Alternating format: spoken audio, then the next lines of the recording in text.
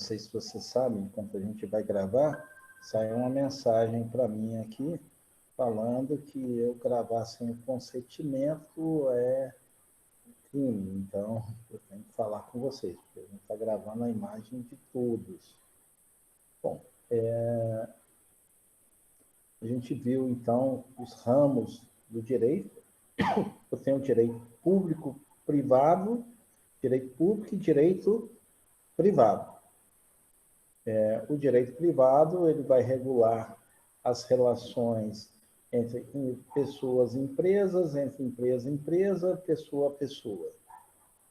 E as relações que vão desde uma venda de um automóvel, alguma controvérsia, a compra de um imóvel, são as relações que podem ser estabelecidas entre no setor privado. E eu tenho o quê? A relação do direito público. O Estado vai estar presente em várias áreas e tem que estar regulando quanto eu trabalho com a questão do coletivo. E eu tenho aí o direito público. E isso tanto do ponto de vista nacional quanto do ponto de vista internacional. Direito público internacional público. Eu estou trabalhando, por exemplo, de Estado para Estado, país para país. Direito privado, internacional privado. Estou trabalhando, por exemplo, com uma empresa brasileira e uma empresa alemã. E eu vou ter o direito aí regulando essa situação.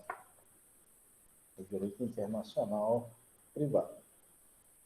Bom, a gente, quando se fala de normas, né, no Brasil, a gente tem que a Constituição Federal ela vai ser o quê? O cerne de todo o nosso ordenamento jurídico. Tudo que se faz está ali presente o que na Constituição. E a Constituição ela tem o quê? Um sistema normativo e tem ali princípios. Né? Quando você fala em Constituição Federal, você está falando também de princípios. Então, eu tenho lá, logo no artigo 1º, diz assim: a República Federativa do Brasil, formada pela união insolúvel dos Estados do DF, constitui-se em um Estado de direito. Né? Então, eu falo República Federativa, somos um ente federado. Todos têm o quê? A sua autonomia, mas é uma união federativa. Eu não posso, um Estado, querer separar do país. Não tem isso. É uma República Federativa. E o fundamento nosso é a soberania, a cidadania, a dignidade da pessoa humana, valores sociais do trabalho e da livre iniciativa, e o pluralismo político.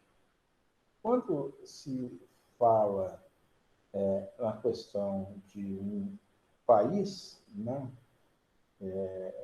quando eu falo em nação, é claro que eu estou trabalhando a questão da cultura, né? Quando eu falo nação brasileira, eu tenho ali uma identidade cultural. Né? Nós temos a língua, a mesma língua e tudo. Mas aí alguém pode falar, mas eu vou lá no Canadá, e o Canadá ele tem duas línguas, né? Lá você tem o francês e tem o quê? O inglês no Canadá. E tudo. Você tem lá, a nação tem duas línguas, não é só a língua. Quando você fala em país, para você falar em país, eu tenho que ter 3 elementos. Um é o povo, e o povo tem o mesmo traço cultural, a mesma identidade. Eu tenho a questão do território, Eu não posso falar em país se eu não tiver o quê? O território, o espaço. Né? E tem o quê? A questão do poder, da soberania. O povo ele faz as suas leis, tem a sua Constituição para o seu território. Então, eu tenho que ter esses três elementos. E aí eu tenho que ter a Constituição, que é a lei maior daquele país. No Brasil, nós temos a nossa Constituição Federal, e nós somos o quê? Uma república federativa, formada pela União Indissolúvel dos Estados e do DF. E eu tenho os fundamentos. Quando eu falo, no nosso país, a soberania, nós temos o poder aqui, é nosso, é o povo, o território e o poder, é a soberania. A questão da cidadania é o ser sujeito de direitos e deveres. A dignidade da pessoa humana, e eu valorizo aqui a questão do trabalho e da livre iniciativa. Eu tenho também o pluralismo político. Eu não tenho só um partido político, eu tenho vários. É livre. E a questão do poder. Todo o poder emana do povo, que exerce por meio dos representantes eleitos, né? Ou diretamente em termos da Constituição. Então, eu tenho representantes eleitos. Quando eu falo em representantes eleitos, eu tenho o representante do povo e o representante dos estados. Quem são os representantes do povo no parlamento? Quem representa o povo? Hein, pessoal? Deputado? Quem representa o povo? Os deputados. São os deputados. Os deputados?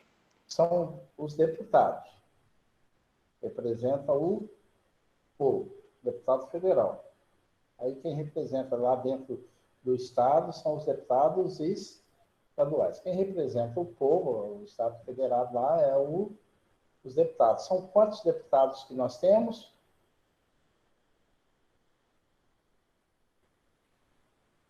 Quem sabe me dizer? É federal? É. 513? 513 deputados. Isso aí. E qual o critério dos deputados para eleger a quantidade de deputados? É proporcional, que é o tamanho da Cidade, do estado, do Estado, da população do Estado, né? Do tamanho do Estado. Senão você pega, por exemplo, o Estado do Amazonas, tinha que ter o maior número, né? É o tamanho da população. Quem tem o maior número de deputados federais? É o Estado. Qual que é o Estado mais populoso do Brasil? São Paulo. São Paulo, é isso aí. É proporcional ao número de habitantes do Estado. Quem representa o povo são os deputados federais. E quem representa os estados?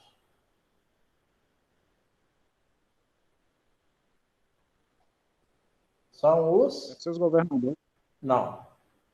Quem representa o estado? O governador é o executivo. Quem o deputado estadual? É o senador. O senador. Quantos senadores nós temos? 81, não sei. Acho que esse aí eu não sei, não. Quantos estados, contando com o DF, nós temos? 27. Quantos senadores? São 3 por estado. Não tem... aí não entra o critério população. O critério é a representatividade. Nós somos o quê? Uma república federativa do Brasil. Significa que todos os estados têm a mesma importância. independente do número, do tamanho, população, ou qualquer coisa, ou renda per capita produzida e tal. Todos têm a mesma importância. Daí você tem 3 senadores para cada estado brasileiro. Então, 27 vezes 3, 81. senadores. São 81. 81. São 3 para cada. E qual que é o critério de renovação? A cada 4 anos, nós renovamos o quê? 2/3 e 1/3. Então, de 4 em 4 anos, eu tenho eleição. O senador, qual que é o tempo de mandato dele? 8 anos. 8 anos é o tempo de mandato do senador. Renovável de 4 em 4 anos. Renova 2/3, depois renova 1/3. Renova 2, depois 1. Professor, uma dúvida aí, por gentileza. Pois não. A quantidade de senadores é o total de 81 mesmo? 81 senadores. São 3 por estado. Isso, são 3 por estado. Tem a mesma representatividade. Então, o senador de Roraima tem a mesma representatividade que o senador de São Paulo, ou do Rio de Janeiro, ou de Minas. Já entendi, professor. Obrigado. Tem a mesma representatividade. Nós somos uma República Federativa do Brasil. Quando você vai lá no Congresso Nacional, né, e você vê lá o deputado, ele está ali, ele representa o povo.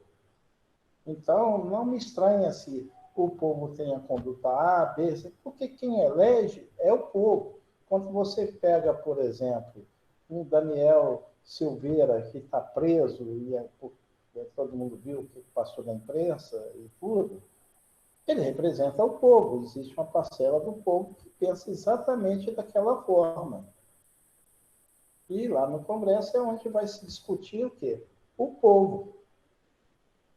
É o povo que está ali sendo representado.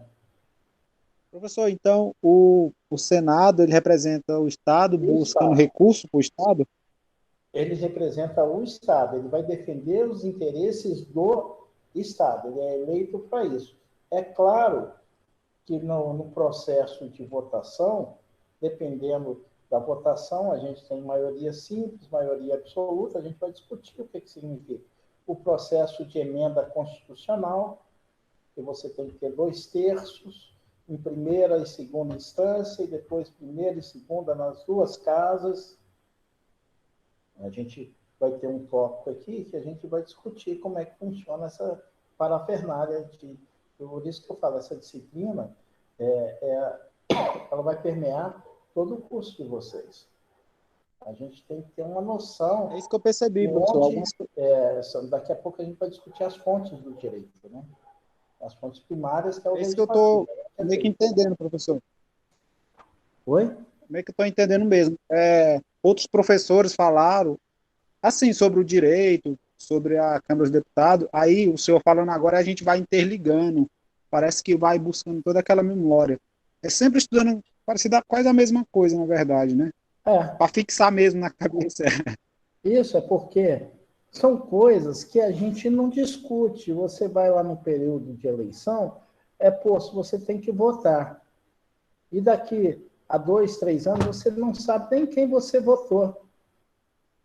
Então, quando você chega, as pessoas estão lá representando o povo. Você tem que, enquanto eleitor, não há mal nenhum você defender que todo o Estado tenha que ser privatizado, ou todo o Estado tenha que ser estatizado. O que há de mal é você votar em determinada figura, em determinada pessoa, que não tenha o mesmo pensamento, ele não vai te representar.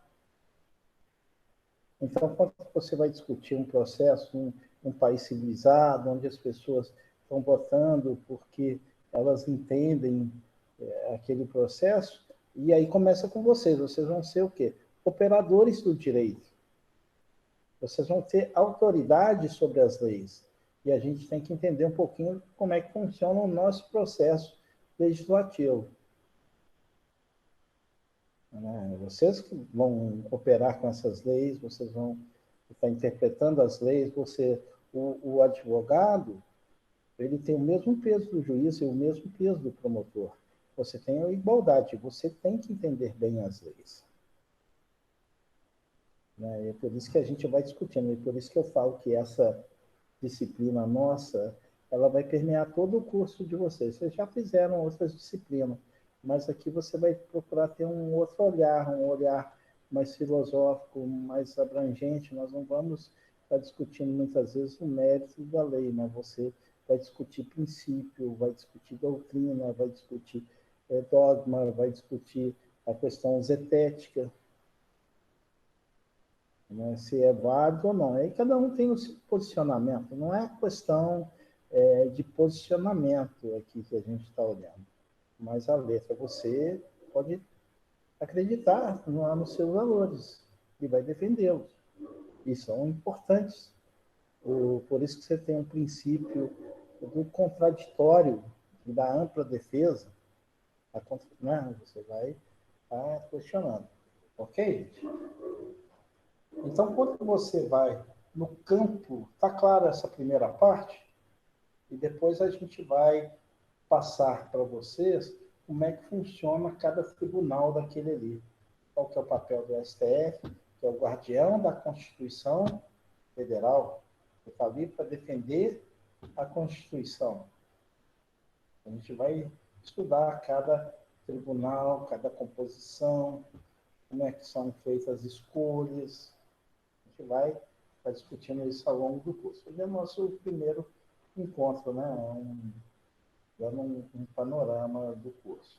Então, quando você vai lá no artigo 3º da Constituição, né, ele tem lá sobre os objetivos da República Federativa.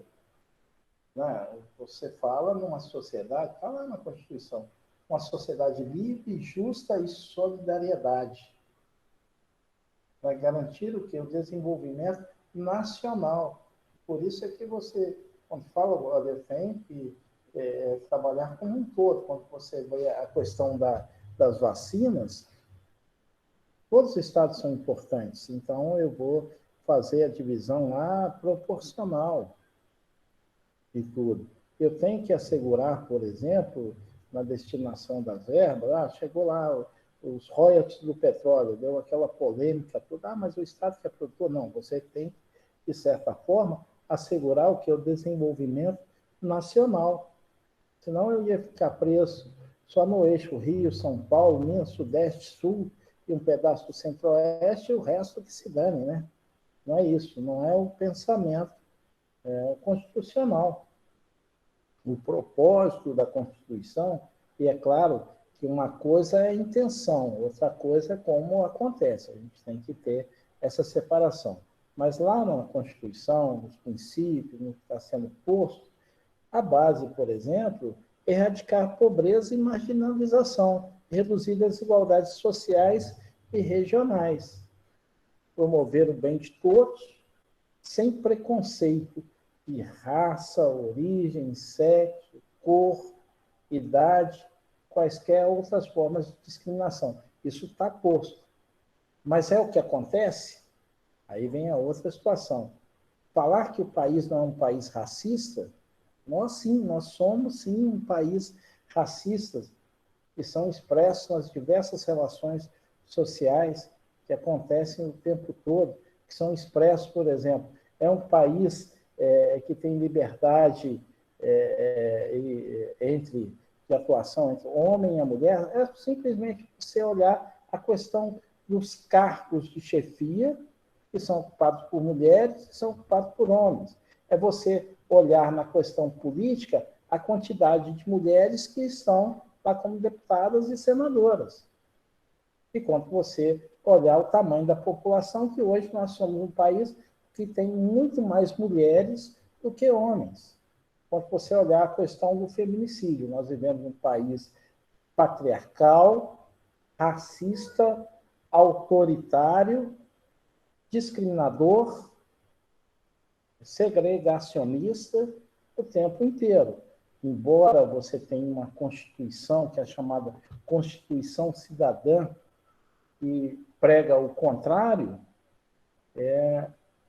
não é sempre isso que acontece. E vocês, enquanto operadores do direito, o compromisso de vocês vai ser com a Constituição e com a verdade. Quem faz, quem pulsa no sangue, na alma, no espírito, a questão do direito, vai ter esse compromisso com o certo, com o correto, com a verdade. É esse o propósito que a gente tem que ter quando você vai fazer um curso de direito, em qualquer curso, principalmente um curso de direito que trabalha com a questão da norma, da lei, da ordem, da disciplina, da justiça social, né? E nas várias áreas que vocês vão atuar, seja magistratura, seja como um procurador, como um advogado, né? Como um policial, é procurar o quê? Ser justo, é procurar agir de forma perfeita. Os princípios, né, então, lá constitucionais, eles trabalham o quê? Com valores éticos, ético, social e político da sociedade. E aquilo que, quando se fala em princípio, é que o legislador ele tenta o quê? Converter tudo aquilo ali para a norma, para o preceito jurídico. Então, a norma em si, ela tem que estar expressando tudo isso. O princípio, ele acaba tendo o quê? Um papel, um caráter orientador. Quando eu falo em princípio, ele vai ter o quê? Um caráter orientador. Ele vai ser a referência para a criação de toda a legislação, para o exercício das funções, seja em qualquer campo. É isso que eu falo de princípio. Está tendo um jogo, está tendo uma barulhada aqui perto, né? Vocês devem estar escutando por aí. Acho que o Flamengo está jogando hoje, né? Começou agora o jogo, professor. Final aí, né? É a final, né? Eu, como bom atleticano, eu não sou muito favorável ao Flamengo, não, viu? Deve ter um monte de flamenguista aí nos assistindo. Eu sou fluminense, sou tricolor, então eu também estou fora. Eu só vejo aqui a barulhada, né? O povo fazendo barulho com o jogo. Professor, você pode repetir aí o que é um princípio para me fixar? Você falou o princípio é um caráter. O princípio, ele vai expressar o quê? Um valor ético da sociedade. Você fala muito no direito, né? E eu quero fixar isso. E ele é algo que vai ser convertido pelo legislador em normas, em preceitos jurídicos. Né? Ele vai além. Ele vai ser o quê? Um grande orientador. Né? O princípio é um grande orientador para o legislador, né? E também para quem está atuando na área do direito, na aplicação dos preceitos jurídicos. É um grande orientador de tudo, ou deveria ser um grande orientador. Note quanto a gente coloca tudo isso, existe o que é posto e o que é real. Não adianta a gente ficar falando que é sempre assim, porque não é assim. Você, enquanto sociedade brasileira, a gente ainda tem muito que avançar. Né? Você tem isso, está posto, é só observar o que acontece na vida real, na vida como ela é. Mas a gente coloca o mundo ideal e o mundo real, né? De tudo, é o que vocês vão viver. Quando eu falo entre o público e o privado, é claro que existe uma desigualdade nas nossas relações, né? O direito ele vai regular as relações. Quando eu falo na questão do público e privado, a gente vai ter, sim, uma desigualdade nessas relações. Qual que é a desigualdade? Primeiro, é a supremacia do interesse público e a indisponibilidade do interesse privado, do interesse público. O que é a supremacia do interesse público sobre o interesse privado? Sempre vai prevalecer nas relações sociais, quando você tem o público relacionando com o privado, o que vai prevalecer sempre vai ser o coletivo. Eu sempre vou pensar no coletivo ao invés do individual. Eu penso no todo. Esse aqui é a grande máxima.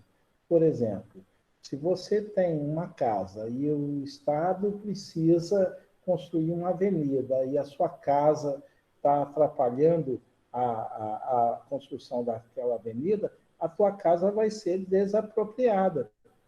Em função do quê? Do interesse público. Vão construir lá a rodovia, vão desmanchar a sua casa, vão te indenizar, porque o que interessa é o coletivo.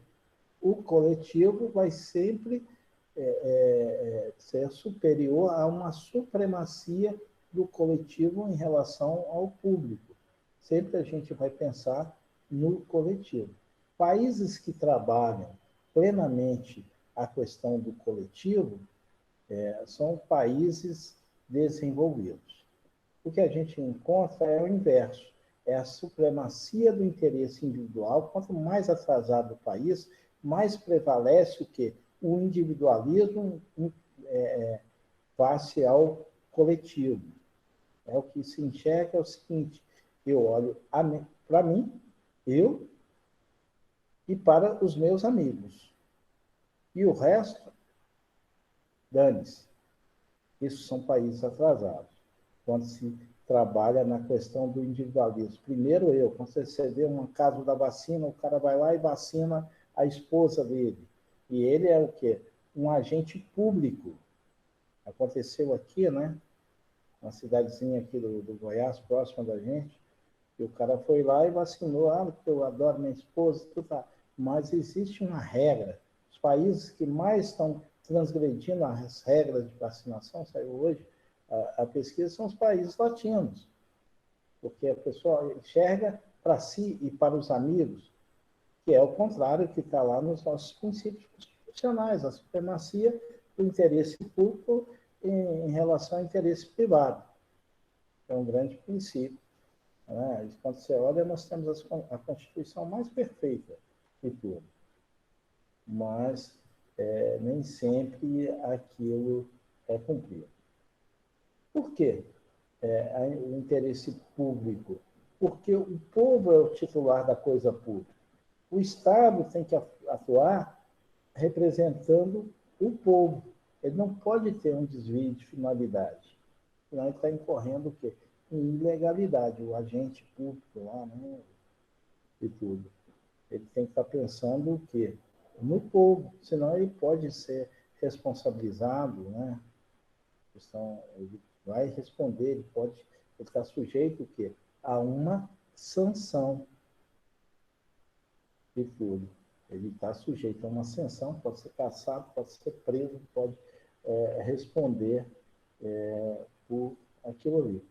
O interesse público sobre o interesse privado, a supremacia, é inerente a qualquer sociedade organizada. A qualquer país de primeiro mundo, você vai ver o interesse público,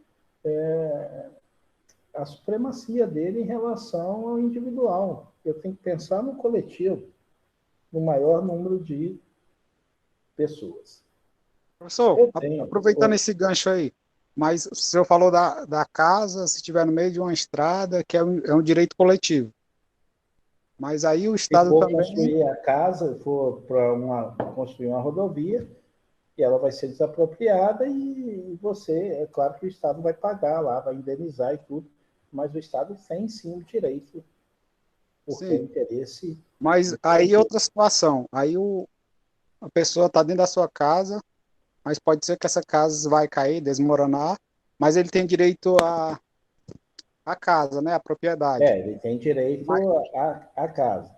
Mas mas aí quando aí você vai na hierarquia.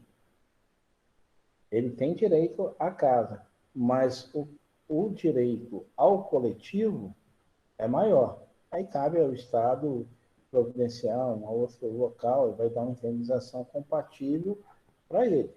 Ele tem o direito à propriedade, mas é um direito relativo. Mesmo você tendo a escritura da sua casa, morando ali, se o Estado precisar, ele vai te desapropriar.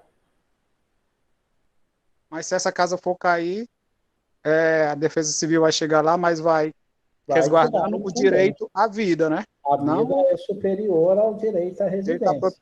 Ah, entendi. O Qual que direito ele é sempre vai para o lado mais assim, ou seja, um a direito hierarquia? constitucional, né? Hierarquia. Aí vai direto no direito constitucional, que é direito à vida. Isso, você vai ter direito à vida, e é o princípio fundamental, as garantias.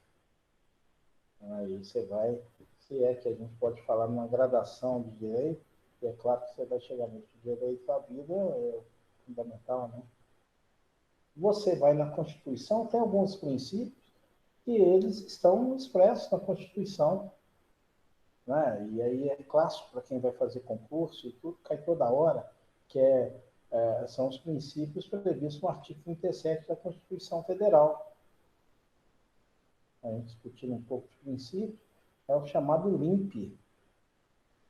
Né? O que é o LIMP? Toda hora cai em concurso público. LIMP, legalidade, impessoalidade, moralidade, publicidade e eficiência. São os princípios E o previstos no P? artigo Falta o 37. P, né? Acho que é publicidade. Publicidade, legalidade, impessoalidade, moralidade, publicidade e eficiência. É o LIMP. Vocês vão guardar isso para o resto da vida de vocês. Vocês vão precisar disso em todos os concursos. Isso aí é fundamental, você conhecer todos esses princípios e o que significa cada um. Legalidade é a base do Estado de Direito. Né? Tem que ser legal. O administrador não basta só agir, ele tem que agir sob o império das leis. Ele só pode fazer aquilo que está previsto em lei. Só posso fazer aquilo que é previsto em lei.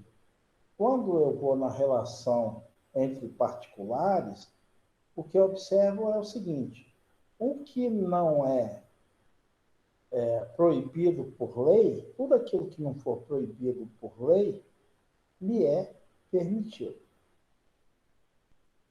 Tem proibição legal? Não tem? Me é permitido. Não tem, não está positivado? Eu posso tudo. O gestor público é diferente. Eu só posso fazê-lo se tiver uma prescrição legal. Se estiver o quê? Positivado. Se tiver escrito, eu faço. Se não tiver, eu não faço. No público, no privado, justamente o contrário. Não está em lei, eu posso agir. Eu tenho o princípio que é da autonomia de vontade. Me é permitido agir. Impessoalidade é o segundo princípio. Eu não posso chegar e contratar a minha esposa, a minha namorada, o fulano, o Beltrano. Não. A relação ali é impessoal. A melhor forma de fazer isso é concurso público. Você preencheu os requisitos, passou na prova, tudo, não importa. é impessoal o processo. Preencheu se quiser, passou no concurso, fez, acabou. Não interessa se é azul, se é amarelo, a orientação sexual, nada disso. Preencheu os requisitos, acabou. Eu não vou trazer os parentes, né? É claro que a gente sabe que muitas vezes as coisas são burladas, né? O brasileiro encontra jeito, o gabinete do fulano tal contrata, né? Contra a carta de confiança, contrata o fulano e o outro contrata o outro. Mas isso nós estamos falando de coisa desonesta, coisa ilegal. A gente sabe que tem essas situações, sim. Elas existem por aí, toda hora acontece, é pego no jornal, está toda hora sendo noticiado, está toda hora acontecendo. Princípio da moralidade, né? Não é só a simples ideia do bem e do mal. Moralidade não como bem e mal, mas aquilo que eu procuro para o bem comum, né? É o equilíbrio entre a legalidade e a finalidade. Isso aqui é a questão moral. Não é só o bem e mal, mas eu vou observar sempre a ideia do coletivo. É o princípio moral. E aí, há quem diga que a finalidade, né, vai dar legalidade, mas a finalidade da questão da moralidade. Publicidade tudo tem que ser o quê? Transparente, tem que estar no diário oficial, tem que estar escrito, né? Tudo tem que estar lá, tem que estar escrito. Estou vendo aqui os comentários, né?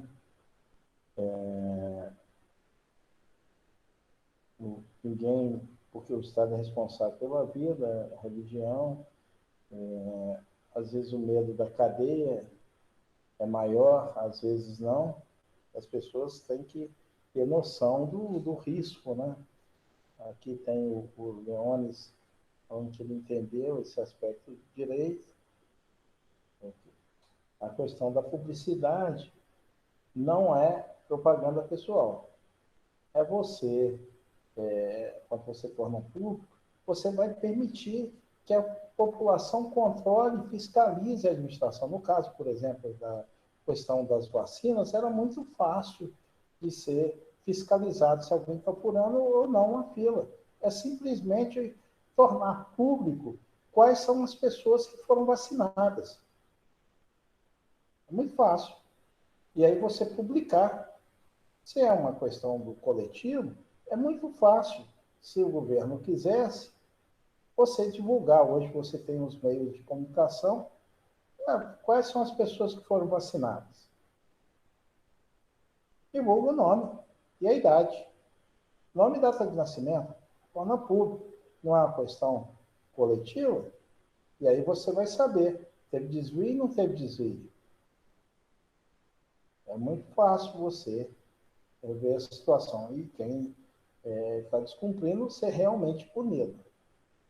Né? Não ficar só no campo da intenção. Eficiência, que é o outro princípio, é a questão de você obter o maior resultado possível. É a busca da maior eficácia. Né? É você trabalhar aqui, com a boa gestão. Você trabalhar com a boa gestão. A gente falou, esses princípios que estão lá na Constituição, mas tem também princípios que não estão expressos na Constituição. Eles existem, mas eles não estão lá na Constituição. São princípios gerais. Por exemplo, a lealdade, boa-fé, a motivação, a finalidade, o interesse público, a razoabilidade, a proporcionalidade. eu vou aplicar uma pena, é razoável, é proporcional. Não adianta, por exemplo, o fiscal lá de posturas do município, não sei o quê, foi lá e pegou o armazém do Joaquim, que estava lá, vendia carne, deu uma multa de 5 mil, 10 mil. Para ele pode ser um valor muito alto, mas esse mesmo fiscal foi lá e deu uma multa em um grande atacadista, que vende para o Brasil inteiro, de 5 mil. Né? Não foi proporcional ao tamanho da encrenca. Enquanto o moleque às vezes cai lá e tem a audiência de custódia, o moleque foi lá, foi preso e tudo, aí ele quer demonstrar poder, ele chega para o juiz e fala, eu tenho isso, eu tenho aquilo outro e tudo. Na audiência de custódia, o que vai acontecer? O juiz, ao fixar, né, a fiança para soltar aquela pessoa, vai observar a questão do ganho econômico, da moradia, todas aquelas questões ali.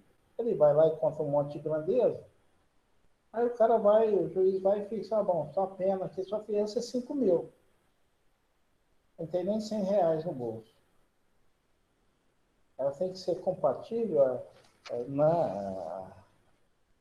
e tudo. A pessoa sai falando um monte de coisa. E aí não vai ter dinheiro para pagar aquela fiança. Aí é bastante comum.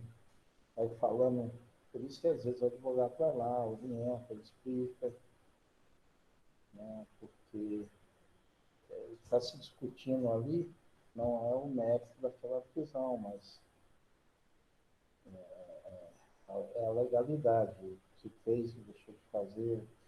Não é aquele momento discutir isso aí. Você vai ter um momento adequado para você estar trabalhando essas questões. Finalidade, né? A igualdade, todos são iguais perante a lei, sem distinção de qualquer natureza. Então, eu não posso tratar todo mundo de forma desigual. Mas não é sempre assim. Quando você vai para a sociedade brasileira, sempre vai ter alguém fazendo alguma coisa para alguém. Sempre vai ter alguém lavando um prato, sempre alguém fazendo, alguém chegando, sabe quem eu sou? Quando chega um guarda, às vezes uma pessoa humilde, um fardamento, na rua, senhor, você não pode parar o carro aqui. O senhor sabe com quem você está falando? Eu sou desembargador, eu sou fulano, eu sou filho do Beltrano. As pessoas querem na rua, infelizmente nesse país, elas serem extinguidas, né? Elas separar do público. Elas querem ter conhecimento, elas querem ser diferentes, porque tradicionalmente nesse país a gente vive o quê? O mundo dos desiguais. São distintos. Não, eu não posso, eu tenho que ter um tratamento diferenciado, porque eu não sou qualquer um. Na rua é o grande arena, né, onde os iguais estão, mas não são todos iguais, embora você tenha na Constituição, está lá, que todos são iguais perante a lei, sem distinção de qualquer natureza. Na prática, não é bem assim. Nós vemos ainda um país autoritário, retrógrado, racista, né, que você vai, eu sou fulano, eu sou neto Beltrano, e eu tenho aqui que ter um tratamento diferenciado. E a gente, enquanto operador do direito, a gente vai brigar por tudo isso aí, contra isso aí. Né? O administrador ele não pode tratar de forma desigual, né, situações iguais no campo dos direitos e das obrigações. Eu não posso ter esse papel. E cabe ao operador do direito, ele está mostrando o que é certo e o que é errado, zelando pela lei e pela Constituição Federal. Esse é o grande princípio que vai aí nortear todo o nosso curso, seja em qualquer área que a gente for trabalhar, né, pessoal? Boa fé, né, que a gente tem que achar que a pessoa tem a maior boa fé, né? A partir do pressuposto que as pessoas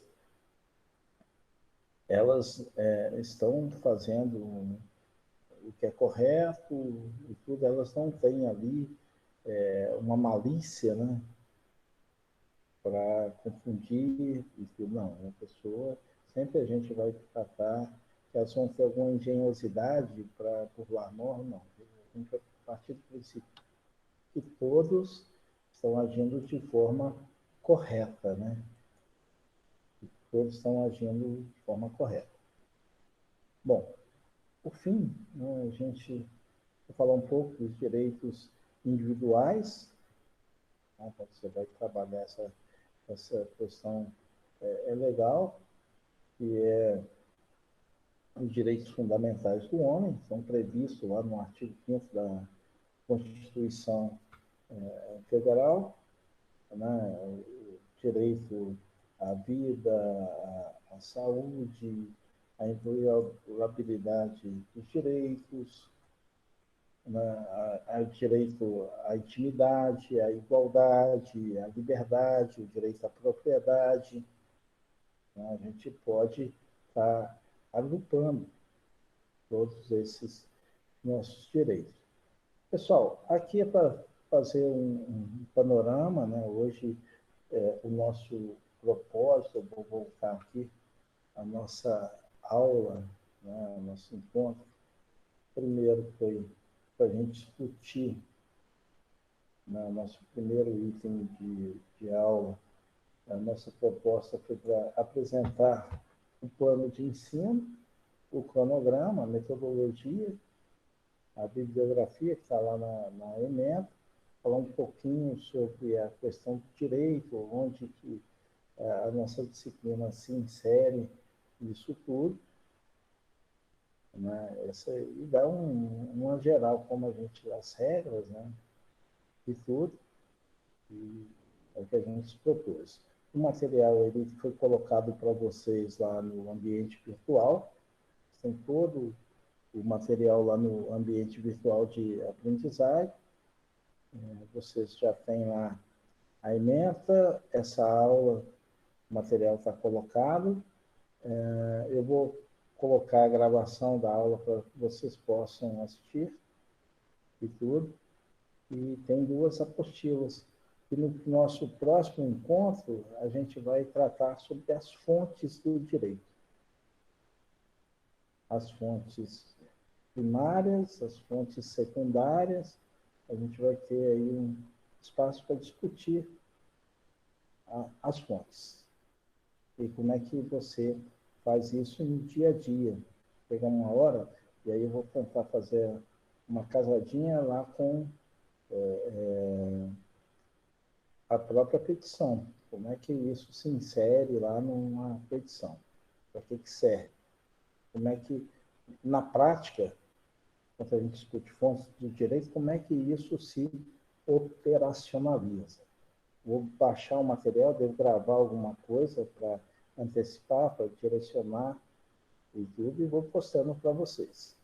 Também devo colocar lá algumas questões para vocês irem respondendo, tá, como atividade. Coloquei o meu WhatsApp lá no grupo, a gente vai, sempre eu vou estar mandando para vocês o endereço antes da aula começar, eu fiz lá o e-mail mandando, né? E vou colocar no grupo também, aí vocês espalhem isso. Nós somos 28 na turma. Hoje a gente está terminando a aula com 11, começamos, teve momentos aqui que nós tivemos 16. Mas a gente entende as dificuldades de acesso e tudo, e vocês vão divulgando para o pessoal, para a gente estar assistindo e participando. Ok, turma? Alguma questão? Fiquem à vontade aí para a gente avaliar como foi, Professor, na minha opinião, aí foi tudo muito bem esclarecido. Parabéns, muito obrigado pela atenção aí, pelo carinho que o senhor tem aí com todos nós aí. Muito obrigado aí, uma boa noite aí para o senhor, boa noite a todos. Boa noite. Tranquilo, gente? E depois, se vocês puderem, passem lá na nossa página lá do escritório, ailton.adv.br. Eu vou colocar aqui, tem uma série de artigos que é o nosso escritório, vou colocar aqui no chat, que vocês, ailton.adv.br.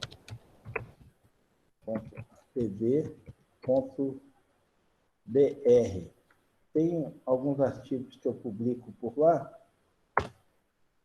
eu e os meus colegas lá de sócios do escritório, que são do direito, são interessantes para vocês. Ok, pessoal? Então, se não tem mais nada, por hoje, uma boa noite, obrigado pela presença de todos, e eu vou postar essa gravação lá para vocês. Ok, pessoal? Muito obrigado. Até mais. Até a próxima. Pois, professor, obrigada.